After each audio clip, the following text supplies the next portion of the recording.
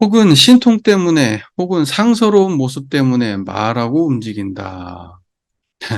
봐봐요. 신통, 상서로운 모습. 이거 깨달음하고 관계 있어요, 없어요? 신통, 상서로운 모습.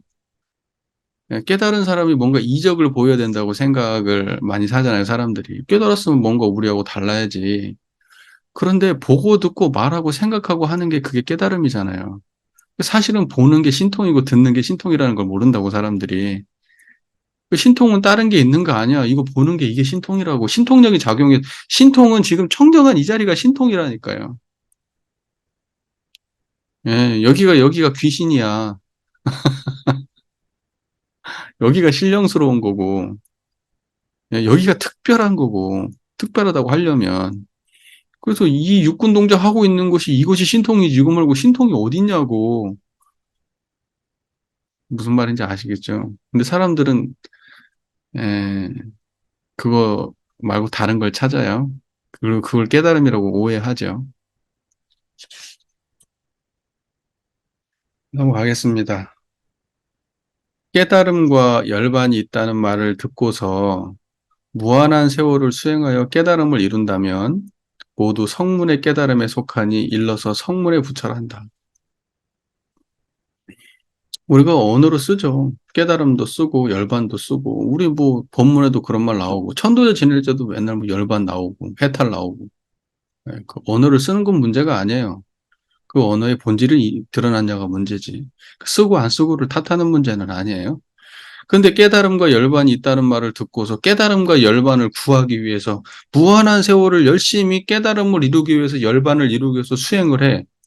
그렇게 열심히 닦아서 이룬 수행, 닦아서 만들어진 깨달음, 닦아서 만들어진 열반은 깨달음이 아니란 말이에요. 그것은 진정으로.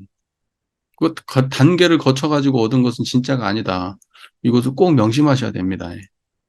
선거에서는 이걸 굉장히 중요하게 말해요. 일관되게 말하고 어디 가도 말해요. 예.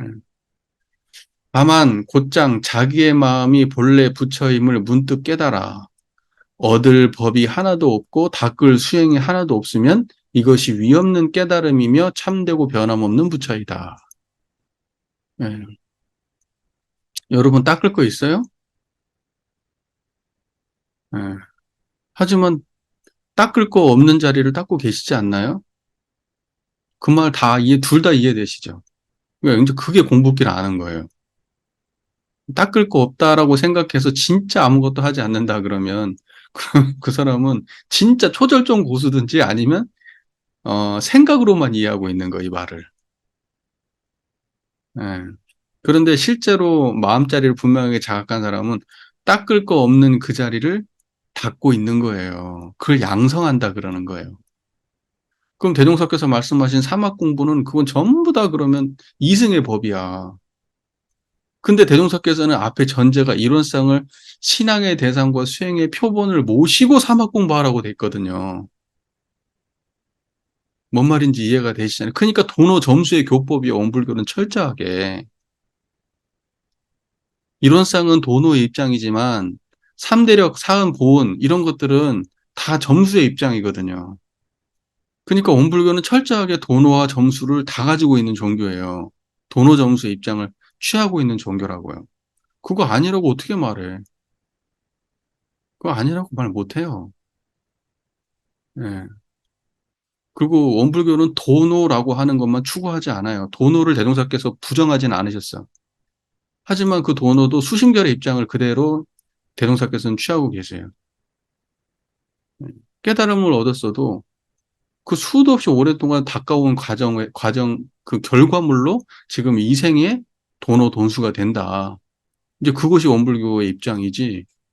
그런 것이 과정이 없이 그 전생에 닦아오고 이런 것 없이 그 점수의 과정이 전혀 없이 도노하면 무조건 돈수다, 도노 돈수다 이런 건 아니에요. 원불교는 그런 종교는 아니에요. 예, 입장이.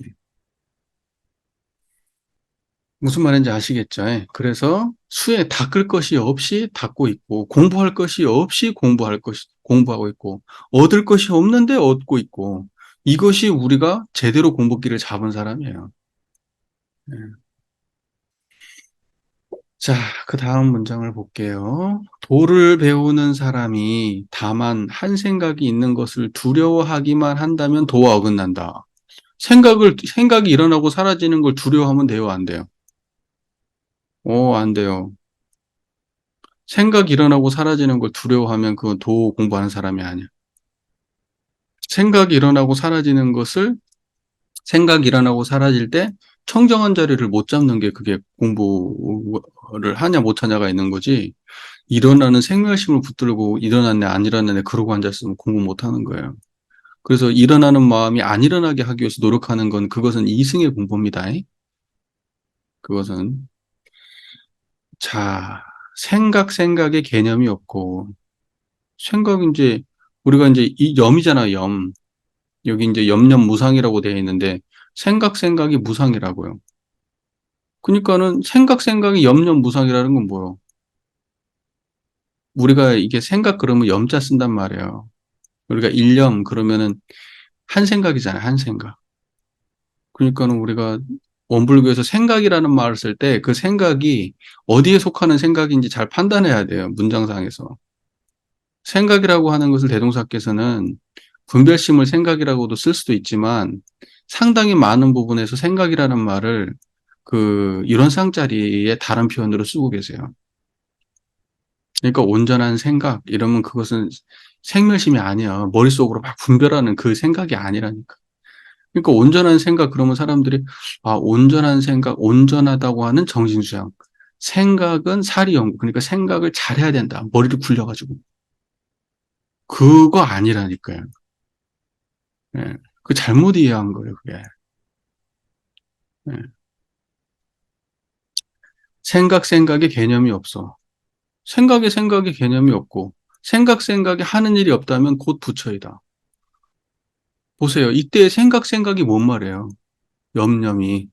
분별심이 아니요. 청정한 자리를 말하는 거예요. 이게 이것도 이제 뭐, 그 이해하는 사람에 따라서 뭐 좀 다를 수 있겠지만, 이게 염념무상, 염념무의 이렇게 돼 있거든요. 그러니까는 뭐냐면, 이때 염념이라고 하는 것은 뭐냐면, 이 불생불멸한 이 생각을 말하는 거예요. 일념할 때. 그 염념이 무념이라고. 그 염념이 무의라고요, 그게. 그래서 그 염념을 이어가는 게 그게 수행이라고. 뭔 말인지 아시겠죠? 이걸 그러니까 여기에서는 지금 생각의 개념이 없고 생각이 하는 일이 없다면 뭐 붙여야 돼. 이렇게 설명을 하니까 이거 생멸심이 일어나고 사라지는 그 생각을 말하는 것보다 이렇게 생각할 수 있지만 저는 그걸 그렇게 풀면 안 된다고 보는 입장이에요. 예. 여기 얼핏 읽으면 그렇게 읽을 수 있어요. 예. 그리고 이분도 그런 의도로 썼는지 모르겠어. 제가 볼 때는 그게 아니야. 원래 염념이 무상이에요. 염념이 무상이라고. 그때 염이라고 하는 건 이 청정한 이 생각을 말하는 거예요. 일어나고 사라지는 생멸심이 아니고, 화나고 짜증내고 무슨 뭐 분별하고 이런 마음이 아니고. 자, 그 다음에 도를 배우는 사람이 만약 깨달아서 부처가 되고자 한다면 어떤 불법도 전혀 배울 필요가 없고 오직 구함 없고 집착함 없음만 배우면 된다. 예. 도를 배우는 사람이 깨달아서 부처가 되려고 하면 어떤 불법도 전혀 배울 필요가 없다. 그러니까 예, 뭐 불교에 수많은 논리 구조가 있고 뭐 언어가 있고 가르침이 수도 없는 그거 다 배울 필요 없고 구함 없고 집착 없는 그것만 배우면 돼요. 예. 구함 없고 집착 없는 그게 뭐예요? 청정한 이 자리예요. 그게 구함 없는 자리잖아요. 집착 없는 자리잖아요. 음. 그것만 배우면 돼요.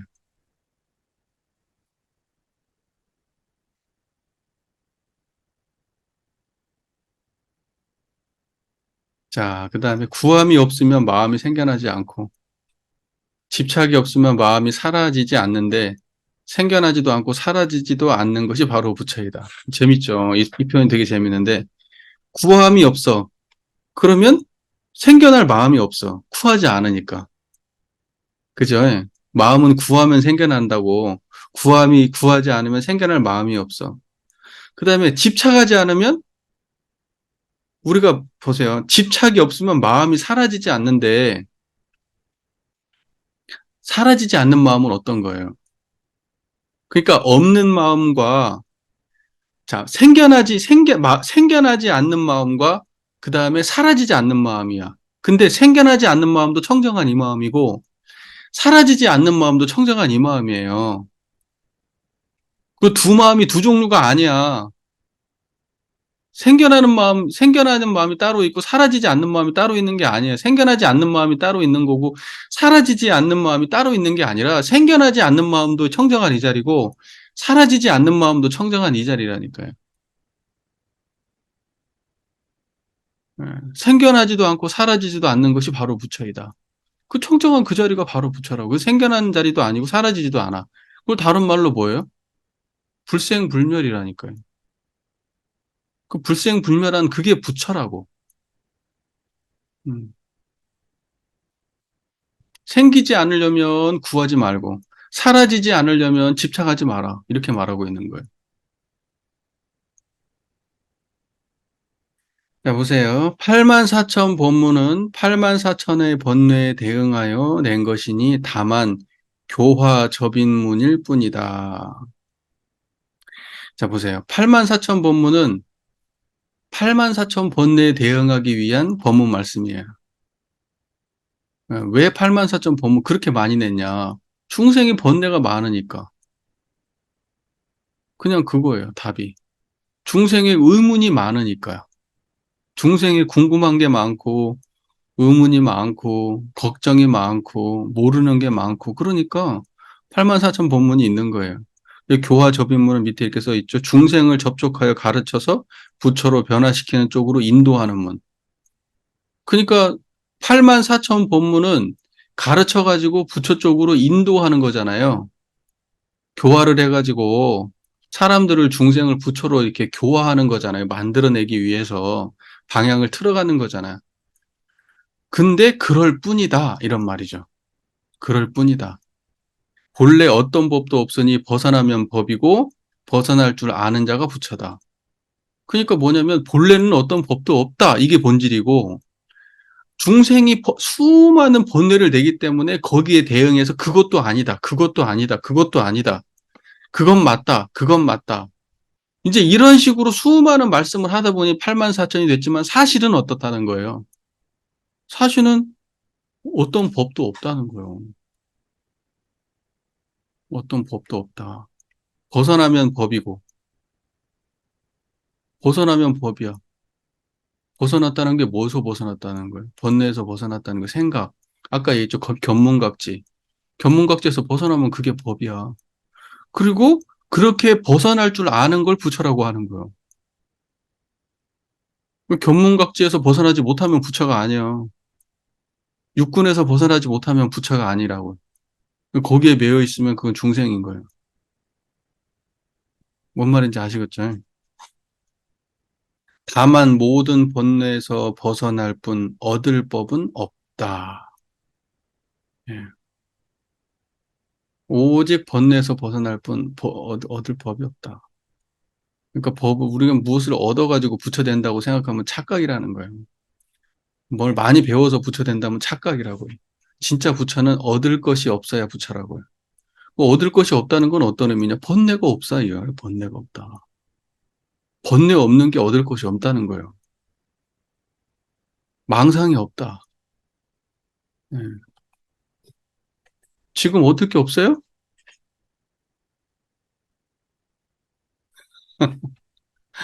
예. 마음을 보세요, 마음을. 오를 배우는 사람들이요. 만약 비결을 알고자 한다면 다만 마음 위에 한 물건도 붙이지 마라. 마음 위에 한 물건도 붙이지 마라.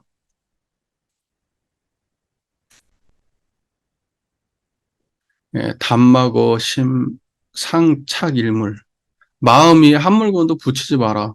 청정한 이 자리만 드러낼 뿐이지 여기다 어떤 것도 올리지 말라고요. 예. 청정하게만 살아. 근데 우리는 거기다가 뭘 자꾸 위에다가 뭘 올려놓는다 이 말이에요.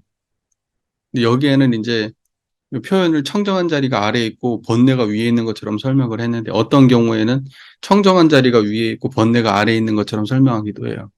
그러니까 이 어떤 그 번뇌의 위쪽을 봐라. 위쪽이 청정한 자리다. 이제 이런 식으로 설명하고 어떤 안쪽으로 설명하기도 하고 설명하는 방식이 그래요. 근데 여기에는 그 위쪽이 번뇌가 있다로 이렇게 설명하는데 그 위쪽은 여기 지금 공간적으로 위쪽이 아니에요. 청정한 자리 그 바깥쪽을 말하는 거예요. 그러니까 거기 청정한 자리만 유지할 뿐이지 거기다 어떤 것도 갖다 대지 말라고요. 예. 그게 비결이라고.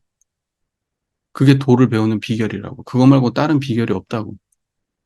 그러니까 오직 청정한 자리 유지하는 것 말고는 없어요. 원불교로 따지면 이론상을 처처 이론상, 사사 이론상, 무시 이론상, 무처 이론상 그것 말고 비결이 없다고. 도 닦는 비결이 그게 다예요. 부처님의 참된 법신은 허공과 같다고 한다. 허공이라는 게 아니라 허공과 같다고 해. 예, 텅 비었단 말이야. 그게 부처님의 참된 법신이라고요. 이것은 법신이 곧 허공이고 허공이 곧 법신임을 깨우치는 것이다. 청정한 이게 법신이고 법신이 곧 청정한 이거예요. 이거 말고 다른 게 없어요. 보통 사람들은 법신이 허공 속에 두루 퍼져 있고 허공이 법신을 품고 있다고 말하니 법신이 곧 허공이고 허공이 곧 법신임을 알지 못하는 것이다. 허공이 따로 있고 법신이 따로 있다고 생각하는 거야. 그래서 보통 사람들은 법신이 허공에 법신이 막 이렇게 뭔가 법신불이 허공 속에 뭔가 이렇게 잠재되어 있는 것처럼 생각한단 말이야. 아, 여기 저쪽에도 공간적으로 저쪽에도 법신불이 계시고 이쪽에도 법신불이 계시고 이쪽에도 법신불이 계시고 이렇게 생각한다고. 그렇게 하면 안 된다고요. 잘 모르는 거예요. 또는 허공이 법신을 품고 있다고 말한다. 허공이라고 하는 게 법신을 품고 있다고 생각을 해. 그러니까 처처불상 사사불공할 때 사람들의 이 처처 사사의 그 부처님이 어딘가에 계시지라고 생각을 한다고. 그렇게 생각을 한단 말이에요. 어느 공간상에 어딘가에 존재한다고 믿는단 말이에요.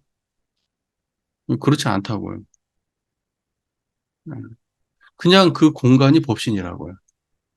그 허공이 자체가 법신이고 법신이 허공이라고. 허공 속에 법신이 있는 게 아니고. 무슨 말인지 아시겠죠? 그러니까 여러분들 그 청정한 뭐 저기 청정한 법신불에 대해서 이론상짜리에 대해서 얘기할 때 그거 어디 법신불이 따로 있다고 생각하면 안 돼요. 청정한 그게 법신불이지.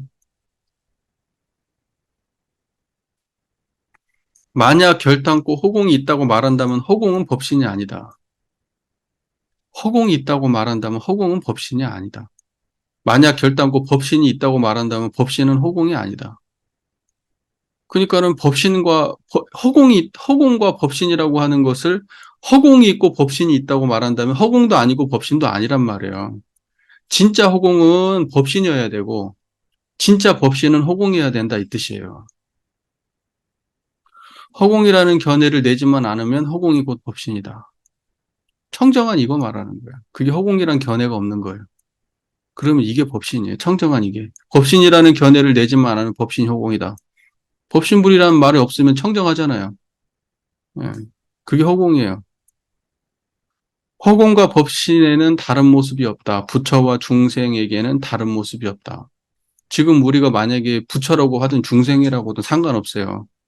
우리가 지금 쓰고 있는 이 마음이 부처님하고 똑같은 마음이라고. 대종사님하고 지금 우리가 똑같은 마음이라고요, 지금. 이 차원에서 똑같다고요. 생멸 차원에서는 천차만별로 다르지만 지금 이 법신의 차원에서는 하나도 다름이 없어요. 허공의 차원에서는 다름이 없어. 본성 일심의 차원에서는 하나도 다름이 없어요. 뭔 말인지 아시겠죠? 그러니까 이렇게 공부를 해야 대종사님이 가까운 거예요. 이렇게 공부를 해야 하면 아 우리도 성불할 수 있구나 이런 희망을 품을 수 있는 거예요. 본질이 다르다고 생각하면 그건 언감생심이지. 생사윤회와 열반에는 다른 모습이 없다. 생사윤회도 생사윤회도 청정한 이 자리에서 드러나는 거잖아요. 그리고 우리가 열반이라고 하는 모습도 번뇌 없는 자리가 이 자리 아니에요. 예, 같아요. 그러니까 다른 모습이 없어요. 번뇌 없으면 열반이잖아요. 탐진치가 사라지면 열반이에요. 그러니까 생사윤회와 열반에 다른 모습이 없는 거예요. 생사윤회도 이 자리고 열반도 이 자리에서 드러나요. 예. 번뇌와 깨달음에는 다른 모습이 없다. 번뇌적 보리 이런 말 들어봤잖아요. 열반적 해탈 아니 저, 번뇌적 보리 어 번뇌적 중생적 부처 그런 말 하잖아요. 그러니까 번뇌와 깨달음에는 다른 모습이 없다 이런 말이 무슨 말이에요? 번뇌라고 하는 것과 깨달음이라고 하는 것은 전혀 다른 것처럼 전혀 다른 개념으로 우리가 공부를 했지만 사실 번뇌도 청정한 이 자리에서 드러나고 있는 거예요. 깨달음은 다른 게 깨달음, 청정한 이게 깨달음이요. 그래서 번뇌와 깨달음이 다른 게 없다 이 말이에요. 그래서 허공과 부처가 다르지 않다 하는 거 똑같은 말이에요. 이게 모든 모습을 벗어나면 곧 부처이다. 그러니까 이때 모든 모습은 뭐 생사윤회의 모습도 벗어나면 부처고 열반이라는 것도 벗어나야 부처다. 번뇌와 깨달음을 다 벗어나야 부처다. 이게 모든 모습을 벗어나면 부처인 거예요. 번뇌만 벗어난다고 부처가 아니야. 깨달음도 벗어나야 돼. 생사윤회만 벗어나는 게 아니라 열반도 벗어나야 돼. 그래야 부처지. 부처의 모습도 벗어나고 중생의 모습도 벗어나는 게 그게 부처지. 부처에 잡혀 있으면 그 부처 아니란 말이에요. 그러니까 사실 우리가 처음에 공부할 때는 우리가 중생을 버리고 부처가 되자 이렇게 했지만 사실은 부처를 버려야지 진짜 깨달음을 얻어요. 부처라고 생각하는 것을 자꾸 붙들고 부처를 향해 가고 있는 한 절대 부처가 안 된단 말이에요. 그래서 진짜 공부의 궁극은 부처를 버리는 데 있는 거예요. 근데 부처를 못 버리지 항상. 그 오름이라는 가치, 정의라고 하는 가치 이런 걸 못 버려요. 왜냐면 그거 다 생명의 가치잖아. 근다고 해서 그것을 무시하고 없앤다는 의미는 전혀 아니지. 거기에 속박되어 있는 관념으로는 깨달음을 얻을 수 없다는 거예요. 어, 그 진짜 부처를 만나야지. 그래야 진짜 부처를 만나야만 그 부처의 행이 되는 거예요. 진짜 부처가. 자, 볼게요. 범부는 경계를 취하고 도인은 마음을 취하지만 마음과 경계를 모두 잊어야 참된 법이다. 그렇지. 범부는 경계를 취해. 도인은 마음을 취한다 할 때 이때 마음은 뭐예요? 청정한 자리를 말하는 거예요. 불생불멸한 자리. 범부는 경계를 취한다 할 때 범부가 취하는 경계는 뭐예요? 생멸 경계를 말하는 거예요. 인과보응의 세계. 그러니까 범부는 생멸을 취하고 도인은 불생불멸을 취하는 거예요. 그것을 범부는 경계를 취하고 도인은 마음을 취한다 이렇게 말하는 거예요. 근데 사람들이 또 착각해가지고 도인은 마음을 취한다고 했으니까 선량한 마음, 착한 마음, 훌륭한 마음을 취한다 이렇게 생각하면 또 이게 어이가 없는 해석이 되는 거예요. 이때 마음은 그 마음이 아니야. 그래, 불생불멸한 청정한 마음을 말하는 거예요. 그걸 취한다고. 그래서 마음과 경계를 모두 잊어야 참된 법이다. 자, 보세요. 아니다, 아니다. 이거 그렇게 해석하면 안 된다. 범부하고 도인 둘 다 부정하는 말이네. 자, 보세요. 다시. 범부는 경계를 취한다 할 때, 이때의 경계는 생멸 경계를 말하고, 도인은 마음을 취한다 할 때, 이때의 도인은 이것은 지금 깨달은 사람을 말하는 게 아니에요. 이승의 법을 닦는 도인을 말하는 겁니다. 그 뒤에 문장하고, 그렇게 해야 뒤에 문장하고 연결이 될 것 같아요. 도인은 마음을 취한다 하면은 훌륭한 마음, 그러니까 고요한 마음, 편안한 마음, 바른 마음 이런 걸 취하는 거예요. 그러면 취하지만 마음과 경계를 모두 잊어야 참된 법이다. 그 마음과 그 아까 경계와 마음을 다 잊어야 참된 법이다. 이렇게 말하는 거예요. 그러니까 여기서는 범부와 도인을 둘 다 부정해야 돼요. 문장상으로 볼 때. 제가 이거 공부할 때 이거 생각을 했었는데 오늘 바로 본 게 아니어가지고 또 그때 읽으면서 생각을 했었거든요, 이거. 자, 보세요. 그래서 우리가 여기서 공부하면서 우리가 무슨 공부를 많이 해요? 경계 공부를 많이 하잖아요. 경계 공부. 도인 하면서 공부인 하면서 맨날 경계 찾기 하고 앉아있잖아요. 감사 찾기. 그 다음에 이제 요란하고 어리석고 그런 마음 알아차리기. 예, 은혜 발견하기. 그거 지금 범부가 하는 공부라니까. 범부 공부라고요. 그러니까 그렇게 잘하면 훌륭한 범부가 될 수 있다니까. 그냥 누누이 말하잖아요. 착한 범부, 훌륭한 범부는 될 수 있다니까. 깨달음은 못 얻어요. 깨달음은 거기에 있지 않다니까요. 도인? 도 닦는다고 하니까 고요함을 닦고 편안함을 닦고 행복을 닦아요. 예. 그 마음을 찾아가지고 계속 그 마음으로 살려고 노력을 해요. 아니, 그 훌륭한 도인이 될 수는 있겠지만 깨달을 수는 없다니까요. 그래서 그 두 가지를 다 잊어야 돼요. 경계를 잊기는 오히려 쉬우나 마음을 잊기는 매우 어렵다. 사람이 마음을 잊지 못하는 까닭은 공에 떨어져서 더듬어 찾을 것이 없을까봐 두려워하기 때문인데, 이들은 공에는 본래 공의를 할 것이 없고, 하나뿐인 참된 법계임을 알지 못하기 때문에 그런 거예요. 그러니까 보세요. 경계라고 하는 것은 이제 마음에 부딪히는 모든 것들을 이제 잊어버리려고 한단 말이에요. 근데 마음에서 이제 그 마음마저 놓아야 된다고 하면은, 씨, 이거 허무에 떨어지는 거 아니야? 마음을 놓아버리면 뭐가 되지? 하는 그러한 또 다른 번뇌망상이 또 출몰을 한다 이 말이에요. 이거 놓아버리면 뭐야, 나는. 나를 잊으라고 하는데, 나를 잊어버리면 나는 뭐야? 쓸데없는 생각이라고. 그거 놔버려야만이, 그것이 없는 자리를 만나야만이 진짜라고. 근다고 해서 그거 없어진다고 바보 멍충이 되는 것도 아니고 내가 사라지는 것도 아니라니까. 근데 이 이야기 들으면서 저도 이런 생각 했었거든요. 예, 이런 생각을 했었어요. 그래도 뭔 짓을 해도 나는 있잖아. 뭔 짓을 해도 나는 있는데, 이거 다가 사라지면 뭐야, 그러면? 이런 생각을 했었거든요. 근데 그 얘기 똑같이 하고 있는 거예요, 지금. 하지만, 공에는 공의를 할 것이 없는 진짜 공을 만나야 돼. 진짜 우리가 생각하는 그 공, 무언가가 완전히 끊어지고 없어지는 공은 그 공이 아니라고요. 우리가 지금 만나는 공은 이 모든 경계를 있는 그대로 드러내는 공이지 이것과 완전히 단절시키는 공이 아니라고. 그 공은 개념에만 존재하는 공이에요. 있다 없다 속에서만 존재하는 개념으로만 존재하는 거지 실제의 공은 그런 모습이 아니야. 음. 사람들이 공부하면서 그런 얘기 많이 해. 마지막 공부하면 항상 나라는 거, 이것을 갖다가 못 없애는 게 문제인데, 내가 없어져야만 이제 최종적으로 공부가 끝난다. 모든 것은 내가 들어서 항상 문제가 된다. 그러면서 나를 문제 삼아요. 근데 그 나라고 하는 그것을 드러내고 있는 그 자리를 봐야 된다. 이 말이야. 나를 없애는 게 공부의 목적이 아니라니까? 진짜 나를 만나는 게 목적이지. 그 생멸의 나를 만나는 게 목적이 아니야. 그걸 없애는 게. 예, 근데 그 생멸의 나가 없어지면 어떻게 될까 하는 고민을 한다고, 사람들이. 진짜 나를 만날 생각은 안 하고.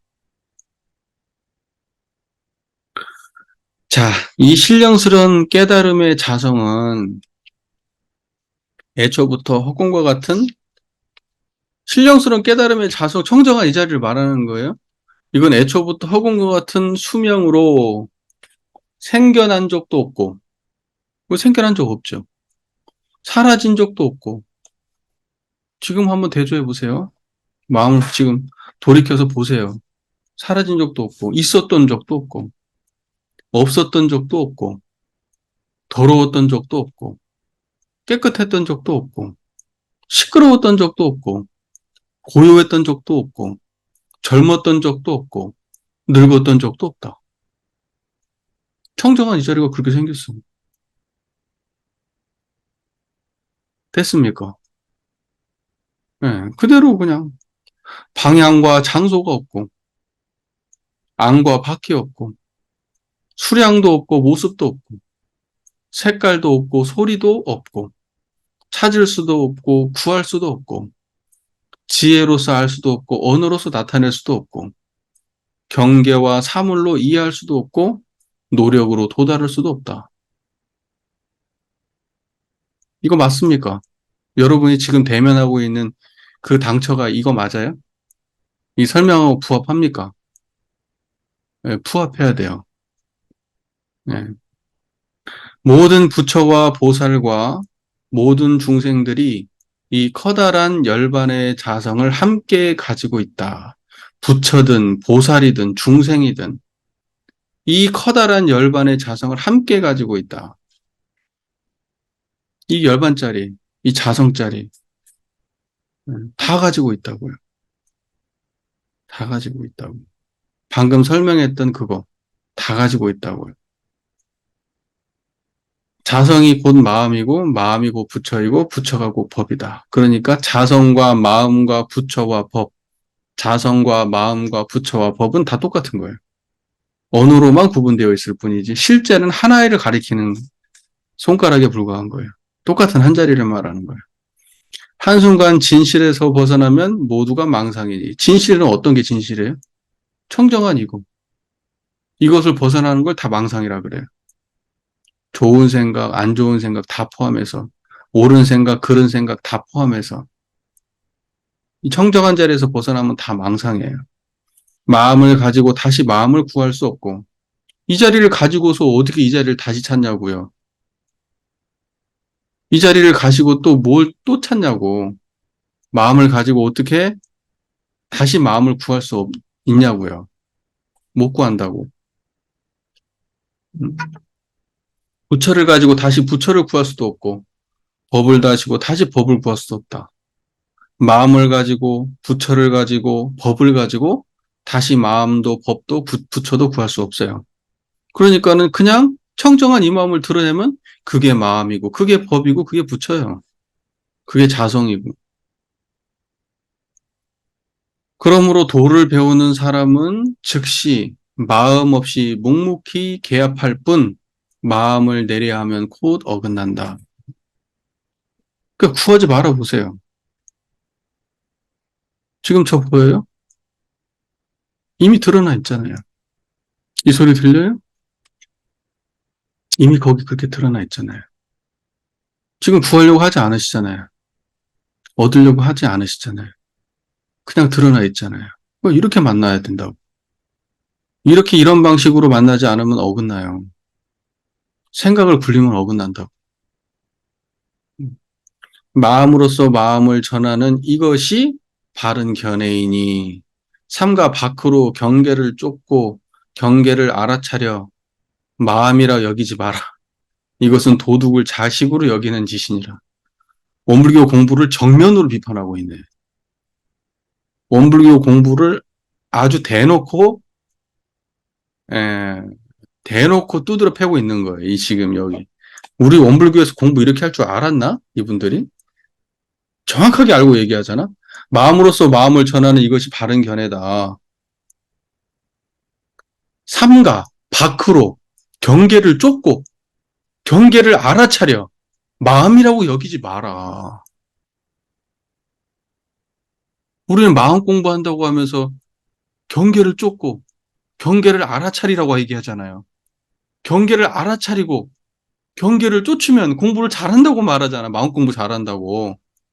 근데 그 마음 아니라고 하잖아. 누가 틀린 거야, 지금? 이 황벽 이 사람이 사기꾼 아니야, 이거? 대종사님이 그렇게 말씀하셨어요? 경계 찾으라고? 도대체 그 공부는 어디서 튀어나온 거야, 도대체? 경계 찾기는. 이것은 도둑을 자식으로 여기는 짓이다. 왜요? 그 경계를 찾으면 뭘 잊어버려요? 뭘 잊어버리냐고요? 청정한 자리를 놓쳐버리잖아요. 그거 쫓아다니면서 뭘 놓치냐고. 청정한 자리를 놓쳐버리고 불생불멸은 놓쳐버리고 생멸만 쫓아다니잖아. 그걸 자식이라고 생각한다니까 도둑놈을? 그렇게 귀중하게 붙들고 찾고 자식 찾듯이 부모가 자식 잃어버리면 자식 찾듯이 그거 알고 봤는데 그놈이 내 마음을 빼앗아간 도둑놈인데 자식 찾듯이 찾고 다닌다니까. 아, 이것 좀 캡처해가지고 누가 좀 우리 좀 교육자 게시판에 좀 올리고 좀 해라, 좀. 황벽 어록에 이런 얘기가 나오던데 어떻게 해야 돼요? 이거 이게 지금 황벽을 정면으로 우리 비판해야 되는 거 아니에요? 이게 불교 이거 허접하다고 말해야 되나요? 우리가 문제인가요? 좀 해요. 나도 할 만큼 했잖아. 나도 지금 아주 욕바지가 돼가지고 중에 그러고 있는데. 음? 자, 탐진치가 있기 때문에 개정해를 세우니 본래 번뇌가 없다면 어찌 깨달음이 있겠느냐. 탐진치가 있기 때문에 개정해를 세운다. 어? 탐진치, 탐진치. 자, 보세요. 탐진치가 요란하고 어리석고 그런 거하고 다른 말이죠. 그거의 다른 버전이에요. 탐진치가 이제 중생심을 대표하는 말이지. 근데 탐진치가 있기 때문에 개정회를 세운대. 탐진치가 있기 때문에 개정회를 세운대. 탐진치가 있으면 개정회가 없어져야지. 엄불교적으로 따지면. 탐진치가 있으면. 근데 탐진치가 있기 때문에 개정회를 세워진다는데? 그러니까 요란할 때 자성이 정이고 어리석을 때 자성해고 그래야 된다니까? 뭔 말인지 아시겠죠? 본래 본래가 없다면 어찌 깨달음이 있겠느냐. 본래가 있기 때문에 깨달음도 있지. 탐진치가 있으니까 개정해도 있는 거야. 근데 탐진치가 없으면 개정해도 없어. 그러니까 청정하면 돼. 그러면 탐진치도 없고 개정해도 없어. 이렇게 말하는 거야. 음. 그래서 탐진치를 말하려면 개정해를 말해야 되고 무심을 말해버리면 개정해도 말할 필요가 없는 거예요. 청정한 자리를 말해버리면 개정해를 말할 필요가 없다고. 그 말 이해되시죠? 예, 그건 뭐 여러 번 나온 논리니까. 그러므로 조사가 말했다.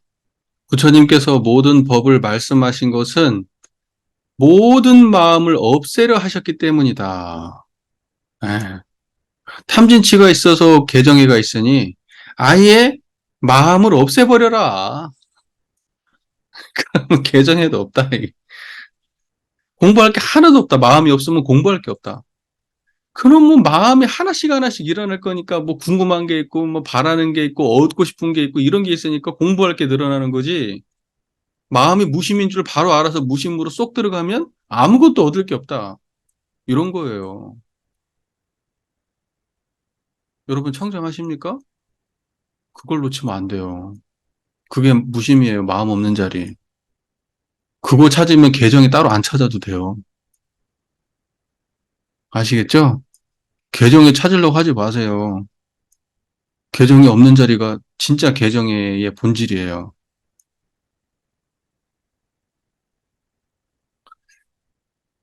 나에게는 어떤 마음도 없으니 모든 법이 무슨 소용이 있으랴. 이렇게 나와야 되겠지. 나에게는 어떤 마음도 없으니 법이 소용이 없다. 본래 깨끗한 부처 위에 다시 한 물건을 붙이지 마라. 아까 했던 말 그대로죠. 비유하면 허공을 비록 헤아릴 수 없이 값진 보배로서 장식하더라도 결코 놓아, 놓아둘 곳이 없듯이 불성도 허공과 같아서 헤아릴 수도 없는 공덕과 지혜로서 장식하더라도 결코 놓아둘 곳이 없다. 그죠? 허공에다가 뭐 금은보패를 뭐 다 해봐야 허공에다 둘 곳이 없잖아요. 허공에는 그걸 둘 수가 없단 말이에요. 그거하고 똑같다는 거예요. 우리가 이 청정한 이 본성자리, 이 불성자리, 이 자리를 갖다가 체득을 한다면 여기에다가 오만 좋은 이야기를 다 갖다 붙여요. 거기에는 정의 자리다, 해의 자리다, 여기는 자성, 개의 자리다, 뭐 밝은 자리다, 어쩐 자리다, 수많은 얘기를 갖다 붙여도 그것이 진짜 허공이면 거기에다 어떤 것도 붙일 수 없다는 거예요. 진짜 허공을 만나란 말이에요. 어떤 공덕과 어떠한 지혜도 그 자리를 갖다가 형용할 수 없고, 그 자리로 물들일 수 없다 이거예요. 다만 본성의 어두운 까닭에 더욱 보지 못할 뿐이다. 근데 본성의 밝음은 놓아둘 곳이 없어요. 얻을 것이 누가 얻었냐고? 뭐 나는 모르겠는데? 깨달음 못 얻습니까? 글쎄, 몰라? 깨달음이 있는지 없는지 모르고 살아야지. 응? 자성은 어떤 공덕이 있습니까? 몰라. 중생이 뭡니까? 몰라. 부처가 뭡니까? 몰라. 몰라. 아무것도 몰라요. 왜? 청정하니까요, 그냥. 근데 우리는 청산유수지. 청산유수야. 툭 찌르면 막 나와. 오만 찬양이 다 나와. 중생에 대해서 물어보면 중생 얘기가 나오고, 부처에 대해서 물어보면 부처 얘기가 막 나와. 근데 그 모든 것들은 다 뭐예요? 청정한 거 아니에요. 뭔 말인지 아시겠죠? 본질이 아니라고, 본질이. 본질은 청정한 거예요. 여기는 어떤 것도 설명할 수 없어요. 어떤 가치도 없어. 여기에다 가치 부여를 하기 때문에 부처도 있고 중생도 있는 거예요. 근데 누가 왜 여기다 가치를 부여했을까? 중생이 있기 때문에 가치를 부여하는 거예요. 그래서 깨달은 사람들은 중생이 있다 그래요, 없다 그래요? 부처나 중생이나 똑같다 그래요. 깨닫고 나니까 부처도 없고 중생도 없더라 그래요. 그 이유가 청정하기 때문이에요, 그냥. 그것 말고는 없기 때문에. 왜 그렇게 설명하는지 이유를 아시죠? 아시겠죠? 자, 그 다음 볼게요. 이른바 심지법문이라고 하는 것은 만법이 모두 이 마음에 의지하여 세워진다는 것이다. 심지법문이라고 하는 것은 마음 땅이라는 뜻이잖아요. 심지라는 말을 우리가 굳이 쓰는 이유는 뭐예요? 모든 것이 여기에서 건립되기 때문에 그래요. 땅에서 모든 것이 일어나듯이. 땅에서 모든 것이 일어나고, 그 다음에 변화되고 사라지잖아요. 땅에서 모든 것이 일어나고 변화되고 사라지듯이, 우리의 마음도 그와처럼 모든 것이 청정한 이 자리에서 일어나고 변화되고 사라지기 때문에 심지법문이라고 이야기하는 거예요. 됐죠? 예. 경계를 만나면 마음이 있고, 경계가 없으면 마음도 없다. 음, 됐습니까? 경계를 만난 사람한테는 마음이 있어요. 그러나 경계를 만나지 않는 사람은 마음이 없어요. 청정하지, 그냥. 그러니까 경계가 있어야 마음도 있는 거고, 경계 없으면 마음도 없는 거예요. 그러니까 환경 경계 없는 자리로 사시면 돼요. 어떻게 해요? 청정하게. 따라서 깨끗한 자성 위에 도리어 경계라는 견해를 만들지 말아야 한다. 경계라는 것은 잘못된 견해입니다. 경계라는 견해를 만들어야 돼요? 만들지 말아야 돼요? 만들지 마라. 경계를 안 만나는 것이, 경계가 없는 자리를 만나는 것이 진짜 공부인데, 근데 자꾸 경계를 만나라고 공부를 한다고 하면 어이가 없는 거죠. 그러니까 여기는 뭐라고 돼 있어요? 경계라는 견해를 만들지 마라. 근데 우리는 경계에 미쳐 있잖아. 경계에 집착해 있다니까. 경계를 만나는 게 공부라고 확신을 가지고 있다니까요. 걱정 안 돼요, 여러분은? 그게 원불교가 깨달음을 추구하는 종교잖아요. 불법이면 불법이면 불은 깨닫는다는 뜻이잖아. 원불교라는 것도 그 원의 진리를 깨닫는다는 거지. 원은 진리를 말하는 거고, 불은 깨달은다는 것이고. 그래서 원불교라고 돼 있잖아요. 그러니까 우리는 이런 세상의 진리를 깨닫고, 알고 양성하고 실천하는 종교가 그게 원불교거든요. 근데 이런 식으로 설명해버리면은, 예를 들면 경계 해버리고, 경계에 집착하고, 막, 경계 안 찾으면 공부 아닌 것 같고, 그 경계를 일기로 써야 되고, 또 그 경계에서 또 다른 좋은 경계를 또 만들어내야만 공부 잘한다고 얘기하고, 막, 그렇게 하고 있으니까 어떡하냐고, 이걸. 이게 심각한 거지, 뭐가 심각한 거야, 도대체. 이런 게 심각한 거예요. 그런데 왜 이게 진짜 심각하냐? 이런 게 심각하다는 걸 모르기 때문에 심각한 거예요. 뭐가 잘못된지 모른다니까. 우리가 지금 저 교단 쪽으로 지금 어느 지점에서 지금 심각하게 어긋났는지를 모른다니까. 제도 같은 것은 사람들도 상식적으로 얘기하고 뭐하고 하면 고칠 수도 있고 눈에 보이니까요. 나머지들은 다 눈에 보이고 알 수 있는 거예요. 근데 이 법은 이게 그게 안 돼요. 법은. 그러면 우리 교단의 그 수많은 분들 중에서 어느 누구라도 좀 나서가지고 이걸 좀 해셔야 되는데 아무도 없어. 하는 분이.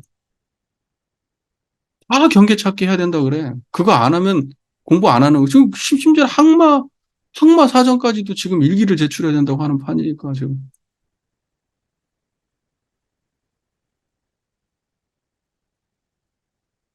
경계 위에 경계를 만들지 말아야 된다.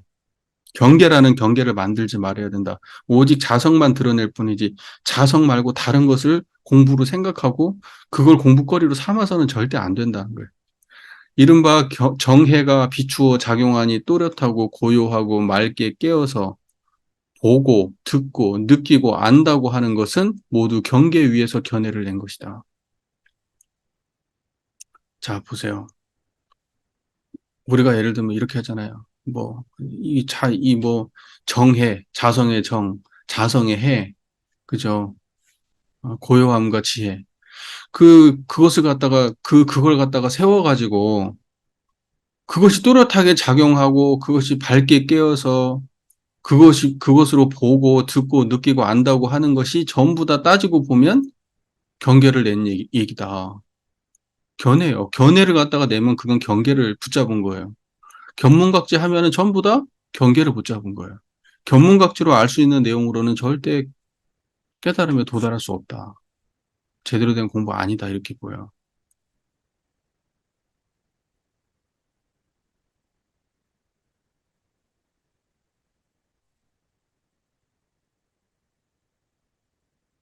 자, 보세요. 이런 말은 잠시 중화근기를 가진 사람을 위하여 말할 수 있으나, 만약 직접 깨닫고자 한다면 절대로 이런 견해를 내어서는 안 된다. 중하근기를 위해서는 잠시 동안 해도 된대요. 그럴 수는 있대. 중하근기를 위해서는. 경계를 말할 수 있다는 거지. 하지만 진짜 직접 깨닫고자 한다면 절대로 이런 견해를 내면 안 된대요. 원불교는 지금 중하근기 공부를 중심으로 하기 때문에 그런 걸까? 그래요. 그렇게 생각합시다. 음. 이러한 견해는 모두 경계의 법인이 사라지는 곳이 있는데 사라짐은 바탕이 있기 때문이다. 모든 견해는 모두 경계의 법인이 사라지는 곳이 있어. 어디로 사라져요? 청정한 자리로 사라지지. 만법이 돌아가는 자리가 어디야? 청정한 자리잖아요. 만법 귀일. 만법이 하나로 돌아갔어. 어디로 돌아갔냐고. 청정한 자리로. 이거 모르는 거예요. 아는 거예요. 사라짐은 바탕이 있기 때문이다. 그때 바탕은 뭐예요? 청정한 이 자리예요. 무엇이 사라진다 할 때는 이 바탕이 있기 때문에 사라지는 거예요.